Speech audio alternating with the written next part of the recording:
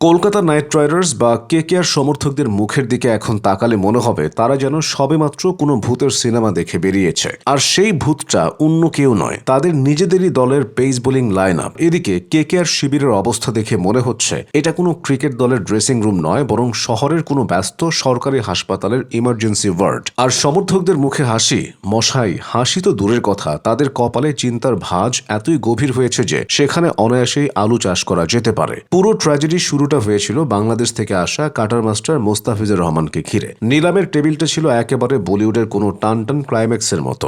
2 কোটি রুপি ভিত্তিমূল্যের এক বাহাতি পেসারকে নিয়ে চেন্নাই সুপার কিংস আর দিল্লি ক্যাপিটালসের মধ্যে চলছিল তুমুল দড়ি টানাটানি। তখন হঠাৎ করেই শাহরুখ খানের দল কেকেআর এসে এমনভাবে বিট হাঁকালো যেন তারা আজ পকেট খালি করেই বাড়ি ফিরবে। 9 কোটি 20 লাখ রুপিতে তারা যখন ফিসকে কিনে নিল, তখন সমর্থকদের মনে হচ্ছিল যাক, এবার অন্তত ডেথ ওভারে আমাদের বোলাররা ব্যাটারদের নাচাবে। কিন্তু পিকচার আভি বাকি থা মেরে দোস্ত, হঠাৎ করেই কই থেকে এক উগ্রবাদী গোষ্ঠী হুমকি ধামকি শুরু করে দিল। আর ভারতীয় ক্রিকেট বোর্ড কেকেআরকে সোজা নির্দেশ দিল, ভাই ঝামেলা করো না, ওকে বাদ দাও। ব্যাস 9 কোটি 20 লাখ টাকার স্বপ্ন এক নিমিষেই হাওয়ায় মিলিয়ে গেল। মোস্তাফিজের জন্য কেকেআর এর যে মাস্টার প্ল্যান বা বিশেষ পরিকল্পনা ছিল, সেটা টুর্নামেন্ট শুরুর আগে ড্রেনে ভেসে গেল। মোস্তাফিজ এখন পিএসএল খেলছেন আর ভাবছেন, যাক বাবা বেঁচে গেছে, এই ভাঙাচোরা দলের হয়ে আমাকে আর রান হজম করতে হবে না। ফিজের এই মেগা সিরিয়াল শেষ হতে না হতেই শুরু হলো হর্ষিত রানার হাঁটুর ট্র্যাজেডি। হর্ষিত ছিলেন কেকেআর এর প্রধান দেশি পেসার। শুধু কি তাই, ছেলেটা বল করার পাশাপাশি শেষ দিকে নেমে 2-4টে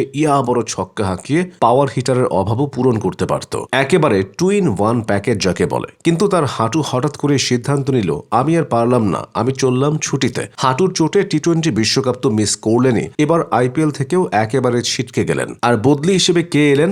নবদীপ সাইনি। হ্যাঁ, সেই সাইনি যিনি বল এত জোরে করেন যে মাঝে মাঝে বল কোথায় পিচ করছে সেটা তিনি নিজেই ভুলে যান। হর্ষিত ছিটকে যাওয়ায় লোয়ার অর্ডারে যে ঝড় তোলার কথা ছিল সেটা এখন কে তুলবে? হয়তো কেকেআর ম্যানেজমেন্টকে এখন বিদেশি কোনো স্পিনার বা এমনকি জল বয়ে আনা দ্বাদশ ব্যক্তিকেও বলতে হবে, ভাই তুই একটু ব্যাটটা চালিয়ে দে তো। হর্ষিত গেলেন তো কি হয়েছে, আমাদের তো আকাশদ্বীপ আছে। কেকেআর সমর্থকরা যখন এই ভেবে একটু সান্ত্বনা খুঁজছিলেন, তখনই দ্বিতীয় সেরা ভারতীয় পেসার আকাশদ্বীপের কোমর জবাব দিয়ে দিল। হয়তো নেটে বল করতে গিয়ে কিংবা বিজ্ঞাপনের শুটিংয়ে শাহরুখ খানের মতো দুহাত ছড়িয়ে পোজ দিতে গিয়ে কোমরের টান লেগেছে। কারণ যাই হোক, আকাশদ্বীপ আইপিএল থেকে আউট। তবে কেকেআর এর এবারের নিলামের সবচেয়ে বড় কমেডিটা সম্ভবত শ্রীলঙ্কার পেসার মাতিসা পাতিরানাকে ঘিরে। বেবি মালিঙ্গা খ্যাত এই বোলার টি-20 বিশ্বকাপে এমন চোটে পড়লেন যে এবারের আইপিএল মৌসুম থেকে তিনি ছিটকে গেছেন। তবে মজার ব্যাপার হলো, কেকেআর ম্যানেজমেন্ট তাকে ছাড়তে নারাজ। তারা অনেকটা সেই প্রেমিকের মতো আচরণ করছে যে ব্রেকআপের পরও আশা করে থাকে একদিন সে ফিরে আসবে। তারা আশা করছে মৌসুমের একেবারে শেষ দিকে হয়তো পাতিরানাকে পাওয়া যাবে। মোস্তাফিজ নেই, হর্ষিত নেই,